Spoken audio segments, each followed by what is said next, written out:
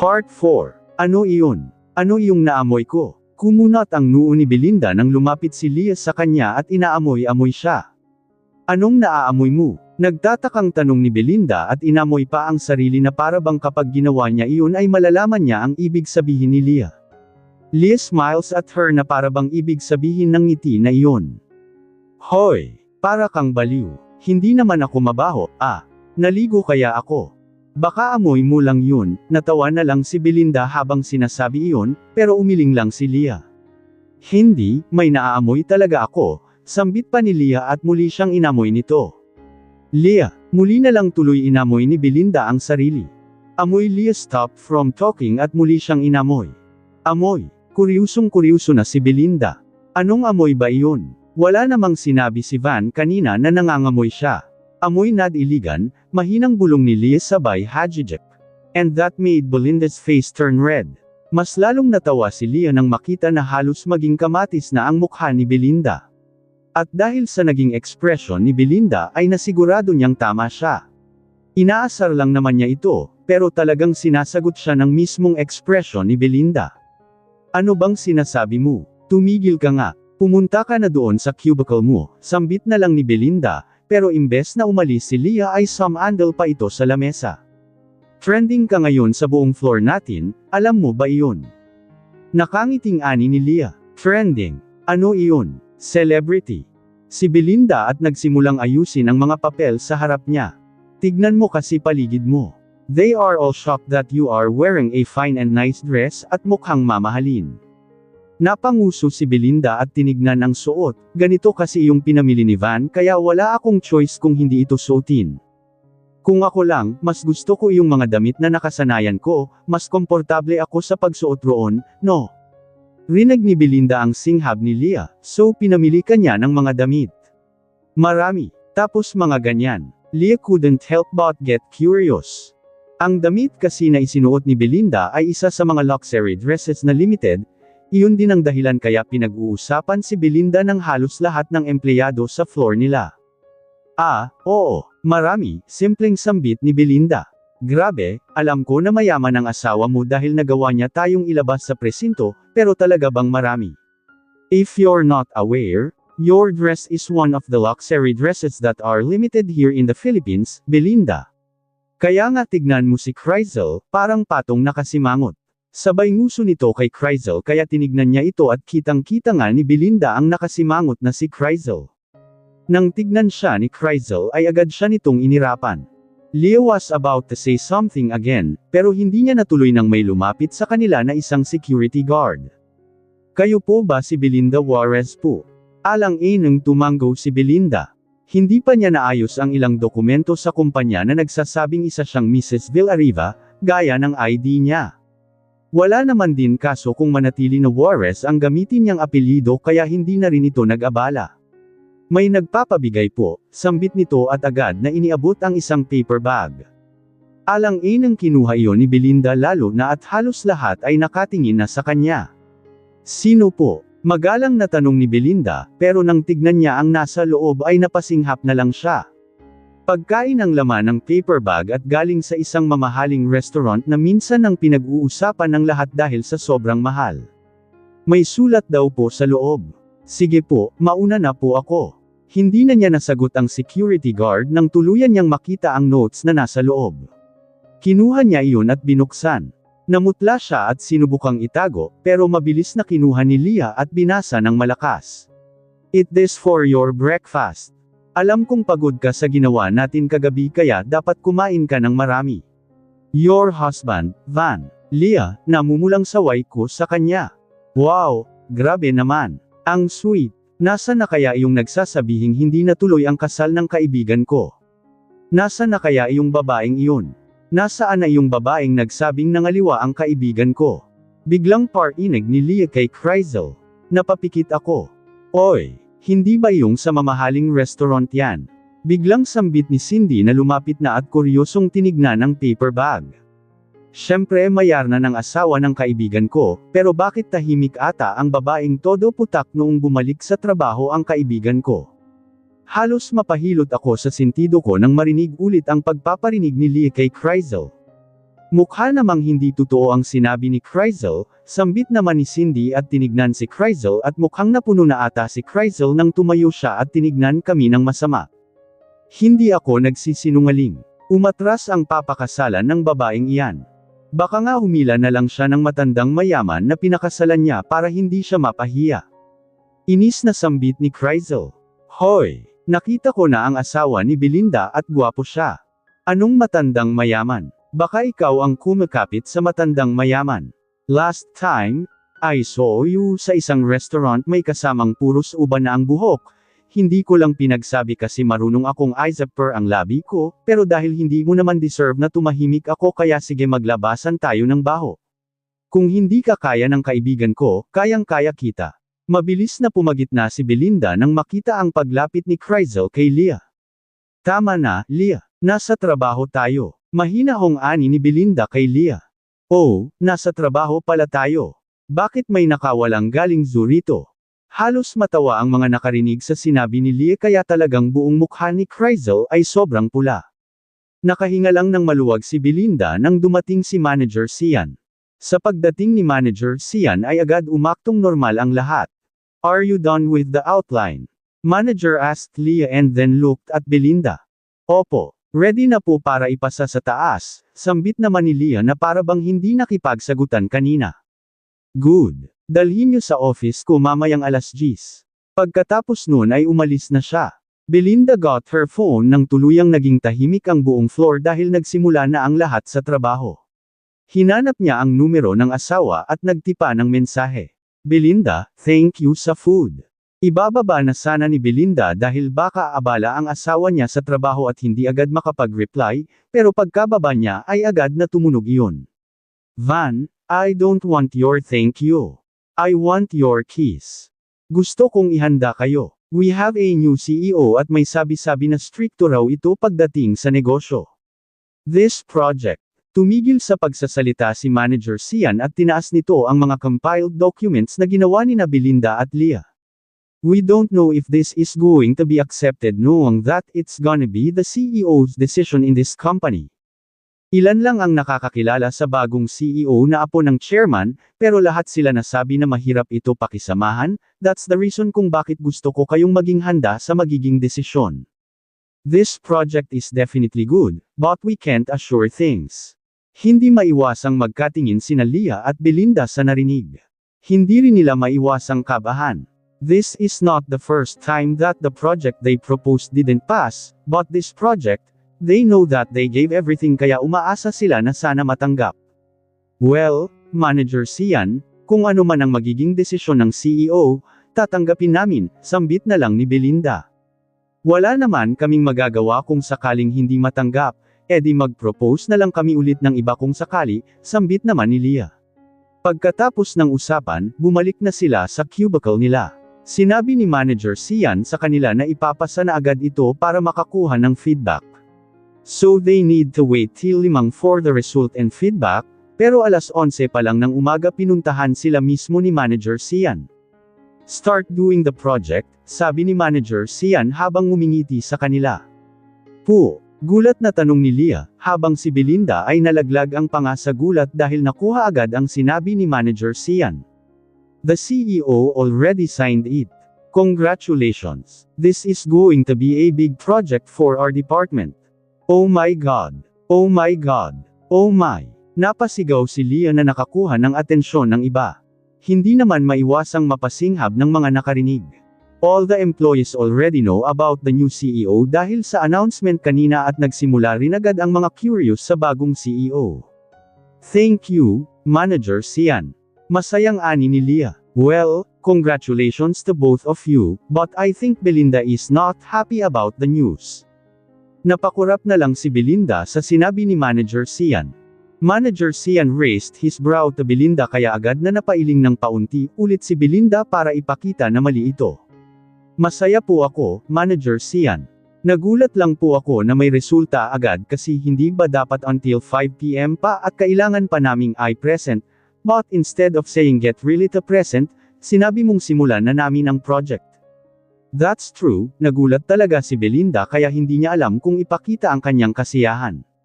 Nagtataka rin ako, but I think the CEO is already satisfied with the outline you two provided. May makakasama kayong mga engineer at architect sa proyektong ito. I want to say, good luck. Pagkatapos nitong sabihin iyon, nagpaalam na si Manager Sian, pero nang tumalikod siya ay humarap siya ulit. May kailangan pa po kayo, Manager Sian? Tanong ni Belinda nang tignan siya ulit ni Manager Sian. I just want to say that you look good today, he said and immediately left. Gulat si Belinda sa narinig at dahil nasa tabi niya si Leah at malapit lang ang ibang katrabaho nila ay narinig din iyon, kasama na si Crizel na padamag na tumayo pagkatapos nun. Pinuri ka ni Manager Sian. Gulat na bulong ni Leah na inilingan na lang ni Belinda at hindi na lang sinagot. Belinda started her work kahit na alam niyang kanina pa siya pinag-uusapan ng lahat. Hindi niya alam kung bakit nasabi iyon ni Manager Sian kahit na kailan ay hindi siya sinabihan ng ganoon. Belinda just looked at her dress and then sighed. Van, are you still working? If you're done, text me. I'm going to wait for you here in the parking lot. Belinda immediately fixed her desk after she read the message from Van. Hindi na siya nag-abalang mag-text pabalik dahil sa plano nito na bumaba na agad. Nasa baba na si Van, mauna na ako, sabi ni Belinda kay Leah nang tignan siya nito. Tumango si Leah. Mag-usap na lang tayo bukas tungkol sa meeting natin kasama ang mga architects and engineers. Tumungo si Belinda sa narinig at tuluyang kinuha ang bag. Napangiti naman si Leah habang nakatingin kay Belinda na obvious na excited na makita ang asawa. Belinda started walking to go to the parking lot pero natigilan siya nang may sumabay sa kanya. Uuwi ka na? Tanong ni Manager Sian. Opo, sambit na mabilis ni Belinda at hindi maiwasang mailang dahil nakita niya ang ilang mga katrabaho na kasama sa kanilang floor na nakatingin. You're going to the parking lot. May susando sa iyo. Hindi alam ni Belinda kung bakit biglang naging kuryoso si Manager Sian, pero sinagot naman niya ito dahil ayaw niyang maging bastos.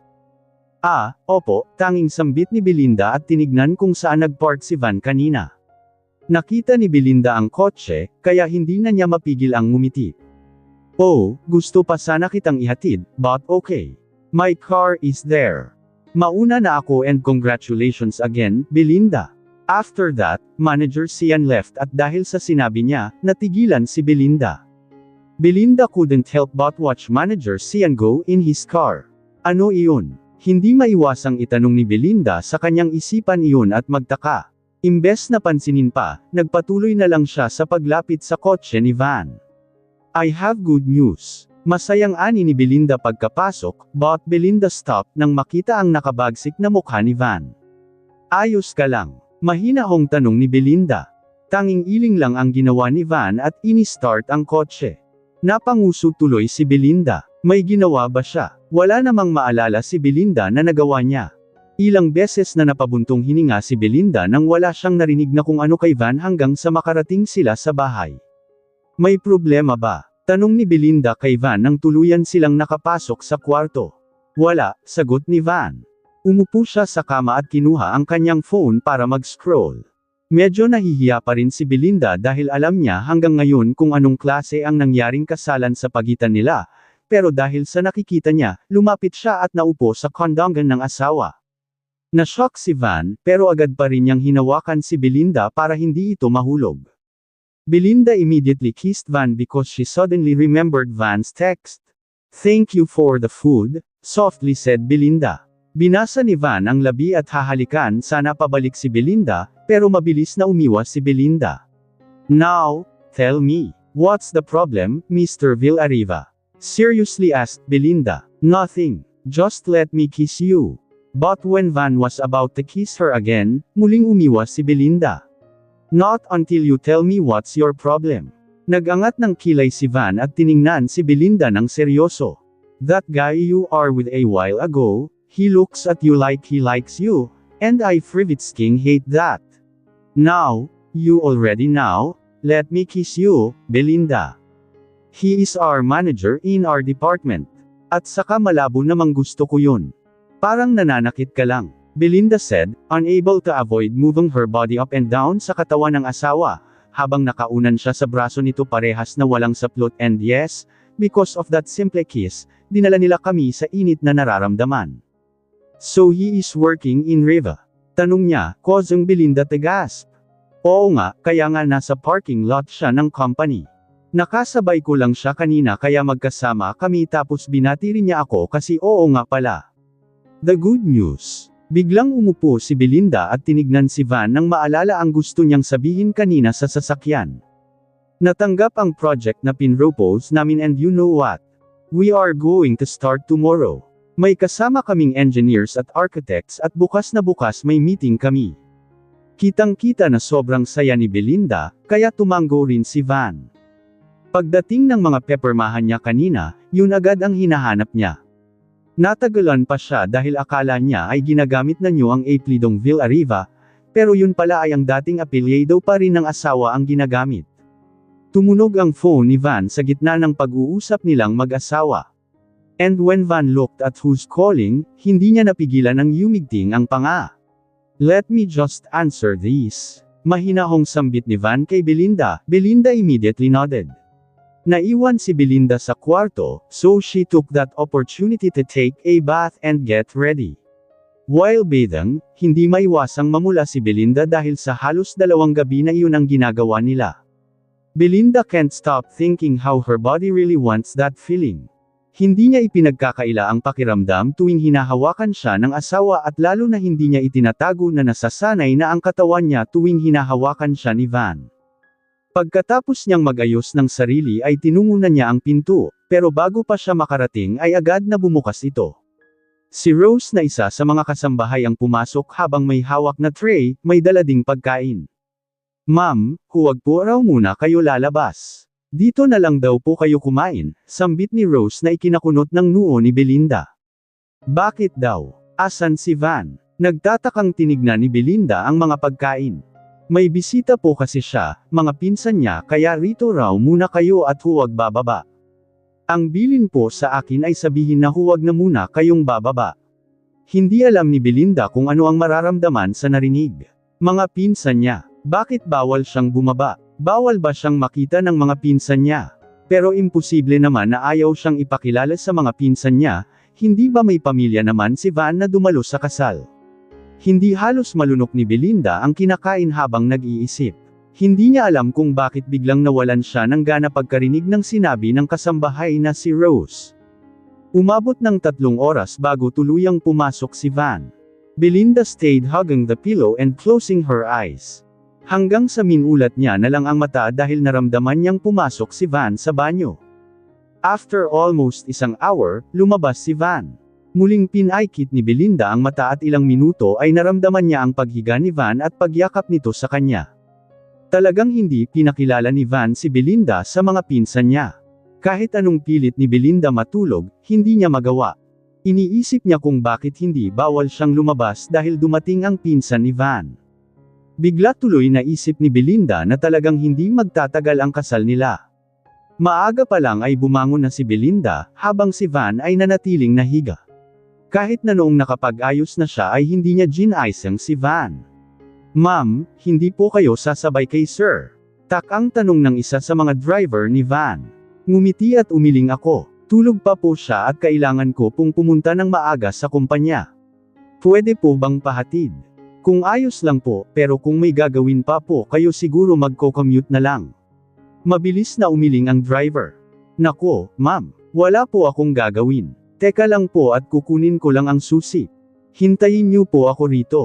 Mabilis na pumasok sa loob ang driver at kinuha ang susi. Ilang sandali ay lumabas din siya agad habang hawak-hawak na niya ang susi. Tara na, ma'am, sambit ng driver. Sumakay agad si Belinda. Ilang buntong hininga ang pinakawala ni Belinda habang iniisip ang tungkol pa rin doon. Ma'am, nandito na po tayo. Natigilan sa pag-iisip ng malalim si Belinda nang marinig iyon mula sa driver. Tinignan niya ang paligid at halos mapasinghab nang makarating na pala talaga sila at dahil sa malalim na pag-iisip, hindi man lang niya namalayan na nakarating na sila. Thank you po, pagpasalamat ni Belinda bago tuluyang lumabas. Pero bago siya tuluyang makaalis ay tinawag siya ng driver na ngayon ay nakababa na ang bintana. Ingat sa trabaho, ma'am. Sasabihan ko na lang si sir na kailangan mong pumasok ng maaga. Tipid lang nang umiti si Belinda at tumango sa driver. Pagkatapos ay tumalikod na si Belinda at tuluyang pumasok sa loob. Kinuha ni Belinda ang phone niya habang papasok siya nang tumunog ang phone niya. Galing kay Van. "Why didn't you wake me up? And you didn't even eat breakfast again." Tinignan niya at seryosong binasa ang text, pero imbes na sagutin ay binalik niya ito sa bulsa niya at nagpatuloy sa paglalakad, pero habang naglalakad, napatingin siya sa tabi niya dahil may sumabay sa kanya. "It's Chrysel. Okay, naniniwala na akong ikinasal ka na, but I'm right when I assume na matanda ang pinakasalan mo. Matanda naman pala talaga ang napangasawa mo." Halos napapikit sa inis si Belinda sa narinig. Siguro nakita ni Chrysel kanina ang naghatid sa kanya at inakalang iyon ang asawa niya. Gustong sabihin ni Belinda na hindi naman matanda ang asawa at hindi iyon ang asawa niya. Kaunti na lang ay sasabihin na niya ang buong pangalan ni Van para matigil na ito, but then, hindi niya natuloy nang maisip ang nangyari kagabi. Bigla na lang naisip ni Belinda na hindi siya pinakilala ni Van sa mga pinsan dahil baka ayaw nitong malaman ng iba na siya ang asawa nito. Naisip ni Belinda na hindi siya pwedeng makilala ng pinsan ni Van, so baka hindi rin pwede na malaman ng iba. "Kadiri, nagkikis ba kayo?" "Yuck talaga, kaya siguro hanggang ngayon, hindi mo nagagawang palitan ang eplidong ginagamit mo dito dahil alam mong maraming mandidiri sa iyo kapag nalaman nila kung gaano katanda at kapangit ng napangasawa mo.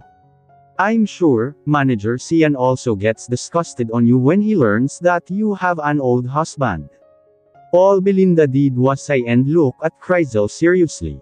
"Umagang umaga, Chrysel. Ayokong simulan ang umaga ko na nakikipagsagutan," mariing ani ni Belinda at saka mabilis na itinuloy ang paglalakad. Ilang beses nang tinignan ni Leah si Belinda. Leah wants to talk to Belinda since she arrived earlier, and asked why she carne so early, but she couldn't because she could see that her friend seemed to be in a bad mood. Hindi rin maiwasan ni Leah ang tignan ang paligid dahil kitang-kita at kapansin-pansin kung paano nakatingin ang ibang katrabaho kay Belinda na minsan ay nahuhuli pang tumatawa. Belinda seriously did her work and didn't mind hearing Chrysel telling others what she saw. Alam niyang pinaagkalat agad ni Chrysel ang nakita, pero nanatili na lang siyang tahimik. Napatingin si Belinda sa phone niya nang makita ang pagtunog nito ng sunod-sunod, tawag galing sa asawa niya. Kanina pa iyon, kung hindi tawag ay sunod-sunod na text message.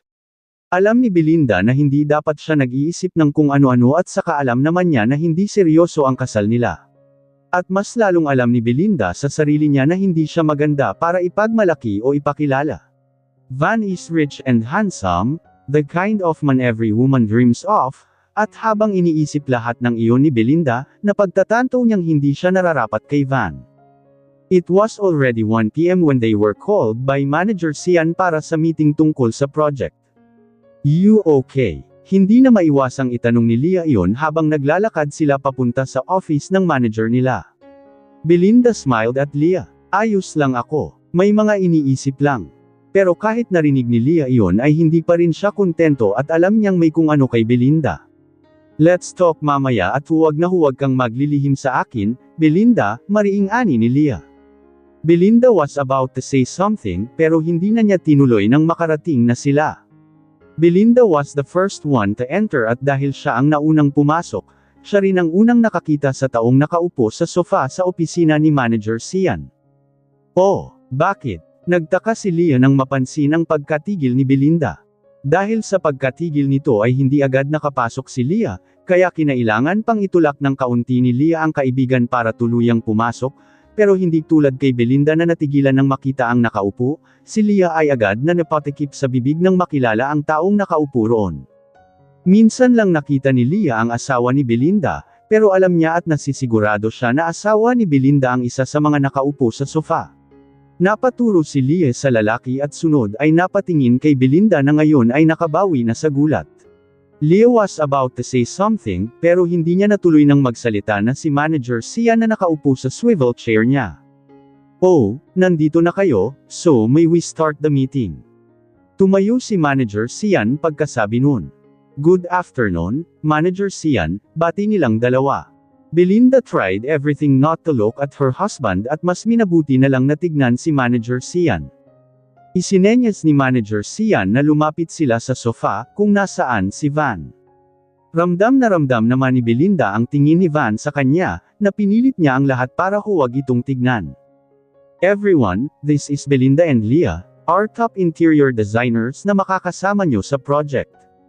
Belinda, Leah, this is the architects and engineers that will be with you too in the project. This is Engineer Cedric, Architect Levi, and Engineer Van.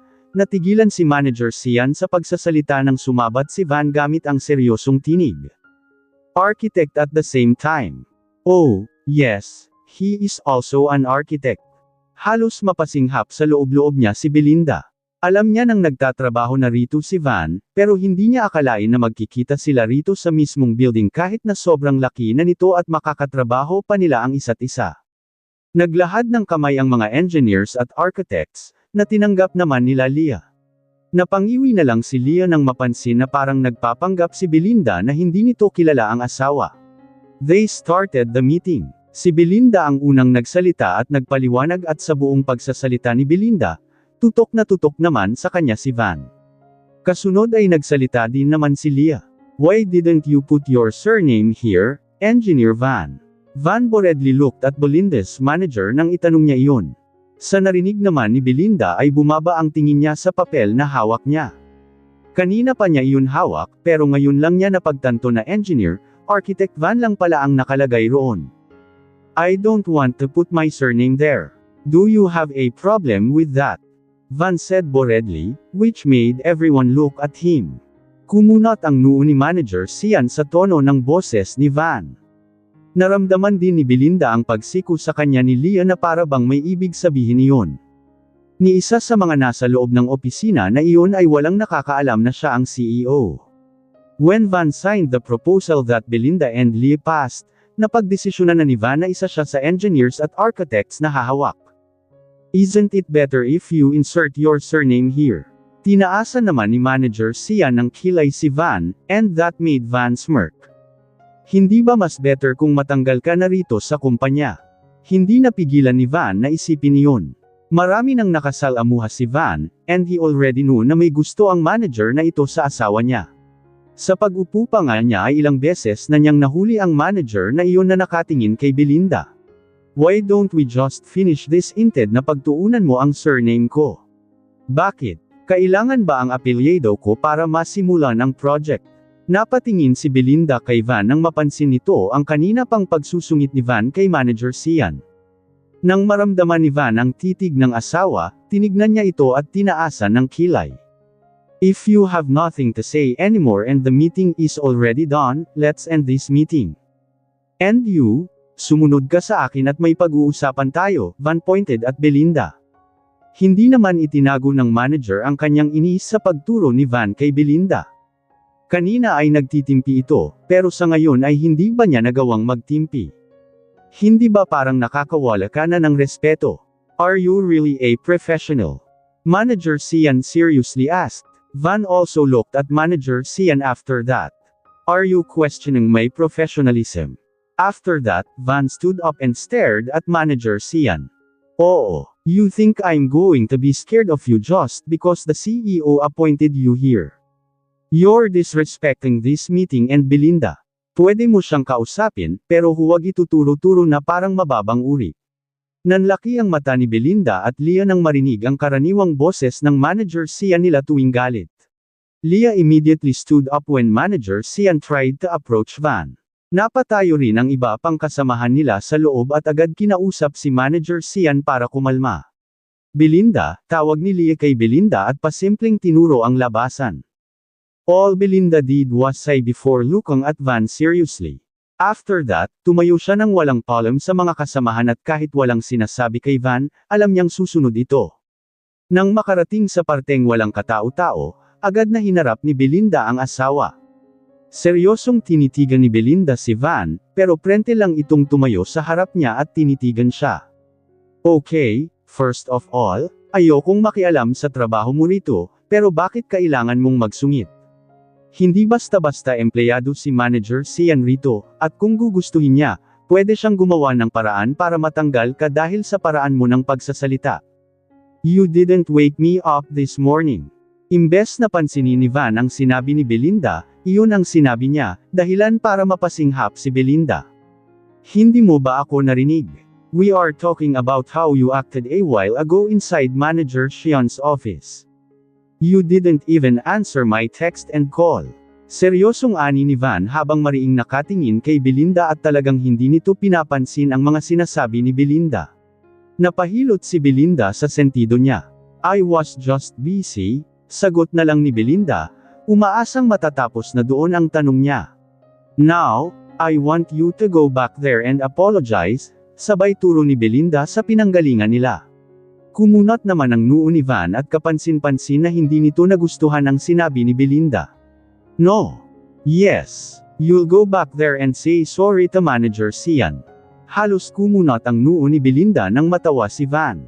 Me. Tinuro ni Van ang sarili at sunod ay tinuro rin ang daang pinanggalingan nila. Apologize to that manager. No. Never. Iba na lang ang ipagawa mo, but I am not going to apologize to that manager.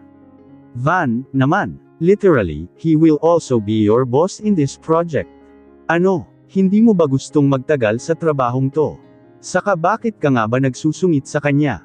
Wala naman akong nakitang ginawa niya sa'yo ah. Tuloy-tuloy na sambit ni Belinda habang nakahalukip-kap sa harap ng asawa. Napatingala si Van at napahawak sa batok niya. I told you, I hate him. Why? Because you think he likes me. Mabilis na tanong ni Belinda. Private, yes, I hate him because I know he likes you. At mas ayaw ko na sa kanya ngayon dahil ilang beses ko siyang nahuling nakatingin sa'yo. Why is he looking at my wife? How dare those eyes look at my wife? Mariin at naiinis na sambit ni Van nang hindi tumitingin kay Belinda. Napakurap-kurap si Belinda sa narinig. Sandaling nawala ng sasabihin, pero sandali lang iyon. Why? Are you jealous? Matapang na tanong ni Belinda. Kumunat ang noo ni Van at tinignan ang asawa. Why would I be? Nakita mo ba ang mukha ng manager mong iyon? Paako lang ang kamukha noon kaya bakit ako magseselos? Kinagat ni Belinda ang labi dahil kahit anong pidgel niya ay hindi niya mapigilan ang pagngiti, pero nawala ng tuluyan ang ngiti sa labi ni Belinda nang maalala niya ang nangyari kagabi. Belinda tried everything to act normal. Hindi naman pala, pero ganyan ka umasta. Apologize to him about how you acted a while ago. I said no, fine. Mauna ka nang umuwi mamaya. I'm staying in our apartment. Mariing ani ni Belinda at agad nang linagpasan si Van at mabilis na naglakad pabalik kahit na narinig pa nito ang tawag mula kay Van. Gaya ng sinabi ni Belinda, hindi ito umuwi sa bahay ni Van. Mas minabuti nitong matulog sa apartment nila ni Leah. Hindi ba mas maayos kung pag-usapan nyo na lang ang nangyari kanina kaysa nandito ka at tinatakasan ang hindi nyo pag-uunawaan? Leah asked Belinda when they were in the sala watching a K-drama. Kinagat ni Belinda ang labi at niyakap ang tuhod. Hindi lang naman iyon ang dahilan. Oo, at isa na iyong nangyari kanina, hindi ko talaga gusto na ganoon siya makipag-usap kay Manager Xian, pero kasi. Tumigil si Belinda at tumitig sa pinapanood. Kasi, kahit hindi tignan ni Belinda ay alam ni Belinda na kuryoso na si Leah sa sasabihin. Pakiramdam ko kailangan kong idistansya ang sarili ko, mahinahong sambit ni Belinda at nagpakawala ng malalim na buntong hininga. Leah didn't talk after hearing that, hinintay ang sasabihin ni Belinda. Mapagbiro si Leah sa lahat ng oras, pero may mga pagkakataong alam niyang kailangan niyang manahimik, lalo at kilalang kilala niya ang kaibigang si Belinda. Alam ko naman na hindi magtatagal ang kasal namin na to, una pa lang. Paano nga naman magtatagal ang biglaang kasal na halos isang stranger lang ang groom? Natawa si Belinda sa sinabi, pero kitang-kita ni Leah na iba ang pinapakita ng mata ng kaibigan. Kung hindi ngayon, baka next week, next month, or next month matatapos na to. Baka sa mga araw na yun kakausapin na niya ako at sasabihing mag-divorce na kami. Well, ayos lang naman sa akin kasi ayoko naman siyang itali rito sa kasal na to. Bakit ka umiiyak? Leah asked. Ha? Takang hinawakan ni Belinda ang pisngi nito at halos malaglag na lang ang panga niya dahil sa hindi man lang nito namalayan ang pagtulo ng luha. Bakit ako umiiyak? Parang tanggang pabalik na tanong ni Belinda at agad na mabilis na pinunasan ang luha. Huminga ito ng malalim at pinaikit ang mata. Bakit nga ba? Baka kasi, gusto mo na siya. Natawa si Belinda sa narinig habang pinupunasan pa rin ang pisngi. Nang ganoon kabilis. Hindi, malabo. Pero pakiramdam ni Belinda ay para sa kanya ang mga salitang iyon. Belinda can't help but sigh. Hindi ma-explain ni Belinda kung bakit nagkakaganito siya ngayon. Kung ganoon, bakit ka nga umiiyak? Tanong ulit ni Leah sa kaibigan kaya hindi na napigilan ni Belinda ang dumaing ng may inis. Hindi ko nga alam. Hindi ko nga maintindihan iyong sarili ko kaya nga gusto ko na lang dumistansya. Belinda suddenly said with her desperate voice. Napayuko si Belinda at niyakap ang tuhod. Bumisita ang mga pinsan niya kagabi, at mukhang kinakahiya niya ako dahil binili niyang manatili ako sa kwarto at huwag bababa. Hindi na napigilan ni Belinda ang magkwento at rinig na rinig ni Belinda ang singhap ni Leah. Ayos lang naman sana sa akin kasi baka ang nasa isip lang ni Van ay mas magiging madali ang paghihiwalay namin kapag walang gaanong nakakaalam, pero hindi ko alam kung bakit sobra ang pag-iisip ko ngayon. Belinda looked at her ring, saka kinagat ang labi. Hindi pa man sila gaanong matagal, pero pakiramdam niya nasanay na siya ng kaunti sa presensya ng asawa. Gusto mang payuhan ni Leah si Belinda ay hindi magawa dahil hindi naman niya gustong pangunahan si Belinda, lalo na sa narinig nito. They both fell silent after that, pero nagkatinginan sila nang tumunog ang phone ni Belinda. Dahil nasa center table ay kitang-kita nila pareho ang pangalan ni Van. Mabilis na kinuha ni Belinda ang phone, pero imbes na sagutin ay tinaob niya na lang ito. For sure, galing yan doon sa matandang asawa niya. Hindi pinansin ni Belinda ang sinabi ni Crizel dahil sa bulaklak na hawak niya.